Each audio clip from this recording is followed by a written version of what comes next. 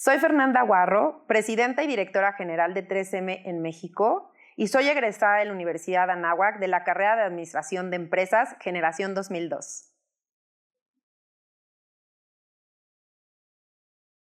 La innovación para mí es el motor de todo lo que hacemos, y más en un mundo tan cambiante que incluso diríamos ya ni siquiera de los últimos 20 años, de los últimos 5 años para acá, hay tecnologías que vienen a revolucionar la forma en la que pensamos, en la que trabajamos, y la innovación es ese motor y es esa guía que nos permite siempre estar vigentes. En mi caso, a través de 3M, la verdad que yo he aprendido que la innovación tiene diferentes factores, ¿no? Uno es la curiosidad, eso es fundamental.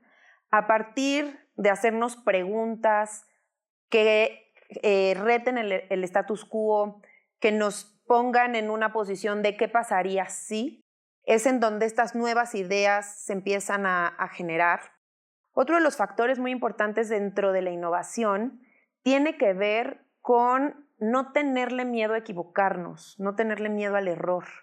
Y creo que esto, cuando estamos en el mundo ya laboral, es algo a lo que te enfrentas todo el tiempo, en donde pues te da miedo el equivocarte por tu propia reputación dentro de la organización, por el impacto financiero que pueda tener esta equivocación, hasta por perder tu trabajo.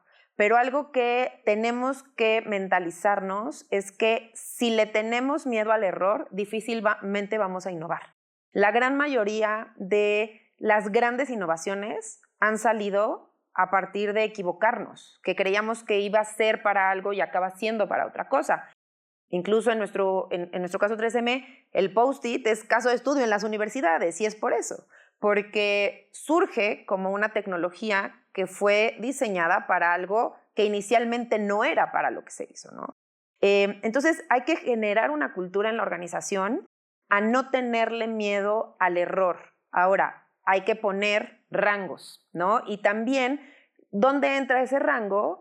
En asegurar que tienes un apartado financiero para esos errores. No es que todo mundo en la organización pueda aventarse a equivocarse todo el tiempo, pero sí a tener ciertos momentos, ciertos espacios, o sea, dentro de un, digamos, marco en el cual podamos hacer esta experimentación y que genera la innovación, y que eso tenga un presupuesto que esté aparte de tu estado de resultados, para que así, cuando se vean las métricas financieras, pues el tema de lo que nos está costando innovar, pues no impacte a la métrica financiera, sino ya esté, digamos, dentro del estado de resultados, ¿no?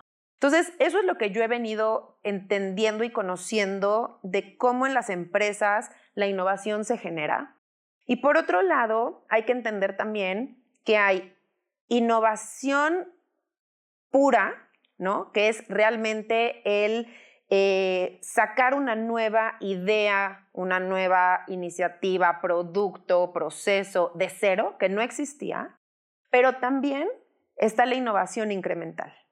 Mucho de lo que se hace hoy en día es innovación incremental, y también hay que entenderlo, y está bien, y no queramos solo pensar en innovación como estas ideas blockbusters que van a revolucionar el mundo. Claro, las son, pero si las ponemos en un 100%, a lo mejor van a ser el 10%. El 90% viene de la innovación incremental.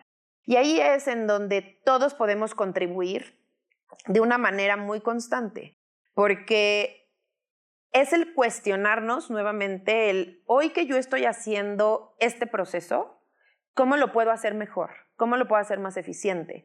¿Cómo lo puedo hacer con menos recursos? ¿Cómo lo puedo hacer más sustentable? ¿No? Son todas estas preguntas que nos llevan a poder hacer innovación incremental sobre algo que ya existe. Al igual que en los productos, ¿no? Hoy ya tienes un producto X y te das cuenta que tu consumidor o el mercado al que estás dirigiéndote está necesitando nuevas cosas. Y entonces, sobre la misma base de producto, le haces esta innovación incremental para satisfacer esa nueva necesidad que está surgiendo. Entonces, la verdad que el tema de innovación es apasionante y sobre todo hay que quitarle el estigma, que es algo solo para los genios, ¿no? Los Steve Jobs, los Jeff Bezos, ¿no? Nombres ahora, pues obviamente muy en la conversación diaria y que todos, absolutamente todos, podemos innovar.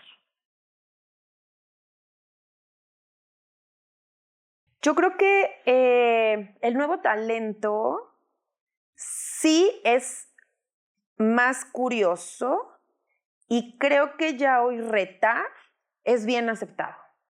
Cuando yo salí de la universidad en el 2002, la verdad que era complejo el poder entrar a una empresa y retar un proceso, ¿no? Hoy no. Hoy realmente creo que en las organizaciones hemos entendido que eso es lo que nos está ayudando a ser muchísimo más eficientes, muchísimo más productivas. Entonces, si desde que los alumnos están en la universidad, que es en donde se te forma el pensamiento crítico, es donde también te da mucha disciplina, es en donde es un espacio seguro, digamos, para empezar a hacer estos entrenamientos de cómo retar. Eso puede ser algo con lo que podrían llegar ya más los alumnos, que creo que la mayoría ya lo trae, pero que lo sepan hacer de la manera correcta, con un sentido ético, que también creo que eso es algo que desde la universidad se debe formar, porque también hoy estamos en un mundo sumamente complejo, muy competitivo, y donde la ética se vuelve un jugador importantísimo en la toma de decisiones. ¿Quiero ganar un nuevo mercado solo por ganarlo o cómo lo voy a ganar y por qué lo voy a ganar? Entonces, el exponer a los alumnos a hacer este tipo de debates me parece que es una gran herramienta para que se vayan fogueando en estar listos para cuando lleguen a estar sentados en una mesa de una reunión, ya en la empresa para la cual colaboren, y sepan cómo poner de una manera muy bien fundamentada, con datos, pero también con este sentido ética y de responsabilidad social, pues los cuestionamientos que estén haciendo. Y también muy importante, no se vale solo cuestionar, también hay que proponer, ¿no? O sea, está bien, ¿qué propones? Entonces, creo que desde las aulas, ese es un ejercicio práctico que puede hacerse cada vez más y que tendría que moverse mucho de la teoría. Sí, está bien, conozcamos esa teoría, pero llevémosla a la práctica. Incluso, prácticamente en todas las empresas en las que yo he trabajado, siempre se dice, ¿no? Las personas, el 80% de nuestro aprendizaje es en la práctica. No, el 70%, perdón. El 20% es leyendo, preguntando, conversando, y el 10% solo es en el aula, ¿no? Entonces, hoy los profesores están trabajando en ese 10%. ¿Cómo hacemos para que lo que le llamamos el 70% de el on the job, ¿no? Podamos acelerarlo y no esperar hasta que estén los alumnos ya en una oficina para que ese on the job ya lo hayan empezado a trabajar? Y en cuanto a la responsabilidad social, que también me preguntabas, definitivamente es algo en lo que esta nueva generación que está entrando al mundo laboral ya lo tiene totalmente en su ADN. En donde hoy, claro, que poniéndolos en el rol del consumidor, ya deciden si compran o no algo conforme a su impacto al medio ambiente, o si está hecho de una manera ética, o sin situaciones, por ejemplo, incluso investigan para ver si son empresas que hacen explotación infantil. O sea, es impresionante. La verdad es que vuelvo atrás y cuando yo salí de la universidad creo que yo no me cuestionaba eso. Y hoy sí se lo cuestionan, cosa que me parece maravilloso. Entonces ya vienen con esto en mente y por eso es que haciendo las preguntas correctas y de la manera correcta es que también podemos utilizar esa curiosidad que ellos tienen para integrarlo al proceso de diseño incluso de un nuevo producto o de un nuevo proceso. Así que para mí integrar a esta nueva generación al mundo laboral me parece fundamental porque es la única forma o la principal forma que podemos tener para asegurar que la empresa está al ritmo de lo que la nueva sociedad está demandando. Nuevamente, creo que y más que en el currículum, yo creo que durante la entrevista te das cuenta qué tan curiosa es la persona. O sea, para mí la curiosidad es el factor que se relaciona totalmente con la innovación. Son aquellas personas que se hacen constantes preguntas, ¿no? Que quieren entender cómo funcionan las cosas, por qué funcionan así, cómo podrían mejorar.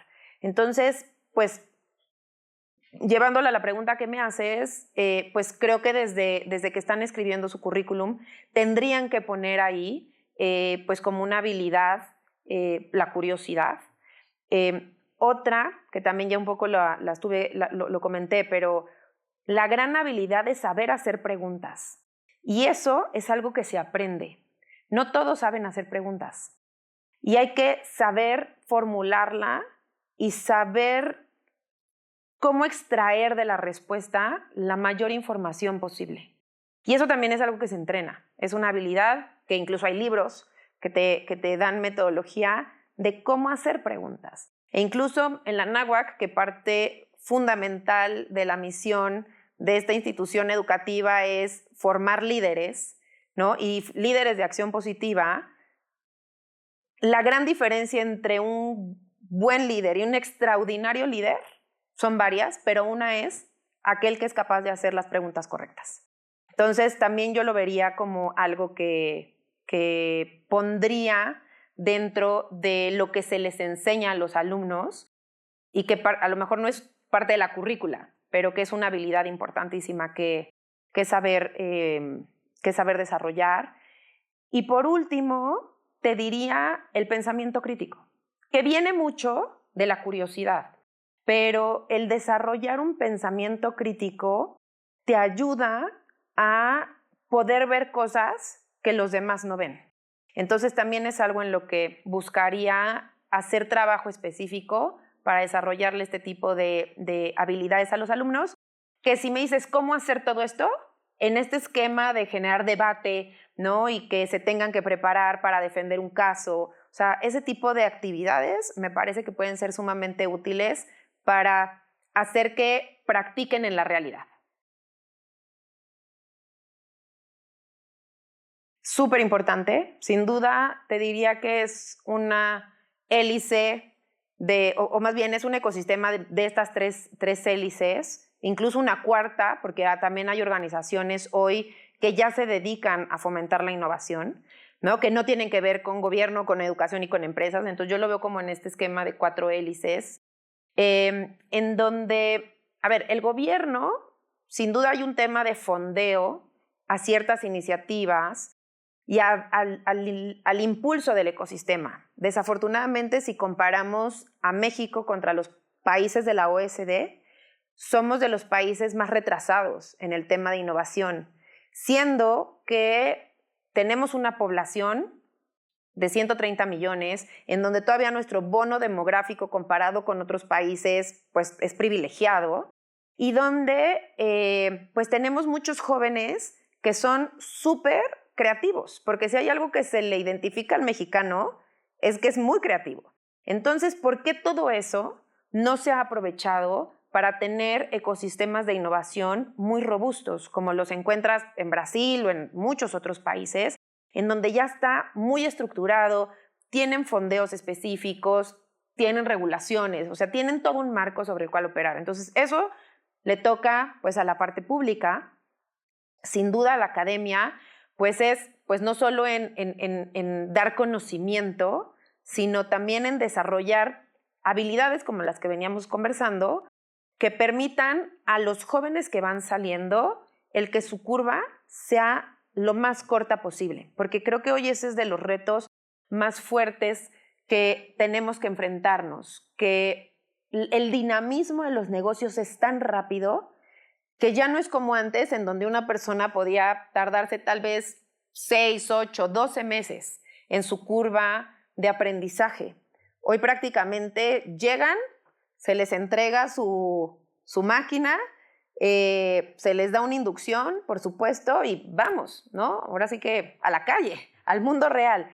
Entonces, la preparación que se pueda hacer desde antes para que los alumnos vengan lo más listos posibles, sin duda es valiosísimo, y por eso modelos en innovación de educación dual son tan interesantes. Y si nos ponemos justo en este tipo de países que yo hablaba, Alemania, que son los padres de la educación dual, eso los hace muy exitosos. Porque entonces prácticamente ya la transición entre la academia a la empresa se dio durante todo este programa de educación dual. Y finalmente, por supuesto, las empresas, que somos pues las que tenemos la mayoría de los proyectos, ¿no? Ya sea de servicios o de productos, que somos los que tenemos la posibilidad de comercializar y hacer rentable ese tipo de innovaciones. Y se necesitan prácticamente de todos, ¿no? Y te decía, hoy ya también ya hay organizaciones que no forzosamente son empresas mercantiles que se están enfocando en impulsar el ecosistema de innovación. Entonces, creo que es importante el conectar todas estas piezas, y por eso es que en 3M y la NAWA, que es parte de este programa, decidimos hacer el programa de mentoría, en donde también se sumó Bayer y estamos viendo que se suman algunas otras organizaciones dentro del ecosistema que hemos formado entre estas empresas llamado ROC, porque identificamos que es urgente que en México el ecosistema de innovación sea una realidad, sea activo, con objetivos claros, y que eso nos impulse a mover a que México se vuelva, pues al menos de Latinoamérica, pues el país, si no arriba de Brasil, por lo menos el segundo, y lo digo así porque Brasil nos lleva un mundo de ventaja, ¿no? Pero por lo menos el segundo en nuestro ecosistema de innovación. Entonces, hay que trabajar todos en conjunto.